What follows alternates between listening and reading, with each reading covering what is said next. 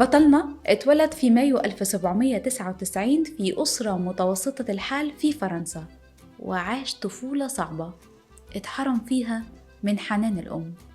كانت علاقته بأخته لورا علاقة مقربة. أخته كانت بتحاول تعوض غياب أمه وحنانها، وفي عمر 14 سنة تعب شديد واحتاروا في تشخيصه، فكان بيقضي معظم وقته في السرير مش قادر يتحرك، فكان بيحاول ينسى تعبه بالقراية.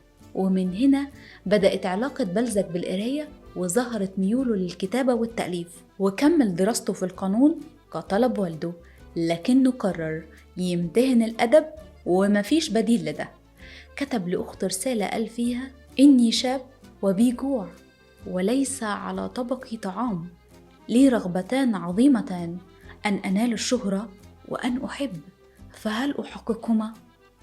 بطلنا كان بيكتب روايات واقعية، وأكد المؤرخين أن قصص الحب اللي كان بيكتبها ما كانش بيعيش منها حاجة على أرض الواقع، لحد ما في يوم في سنة 1829 يوصل البريد على بيته زي العادة، بس المرة دي كان في جواب مختلف وسط الجوابات. الجواب كان مليان بالعاطفة والإعجاب والنقد اللطيف المبني على المحبة. أعجب الكاتب والروائي بطريقة الكتابة، وراحت عينه بسرعة تدور على التوقيع، عاوز يعرف مين اللي بعتها. لكن اللي فاجئه وجذب انتباهه أكتر إن التوقيع كان باسم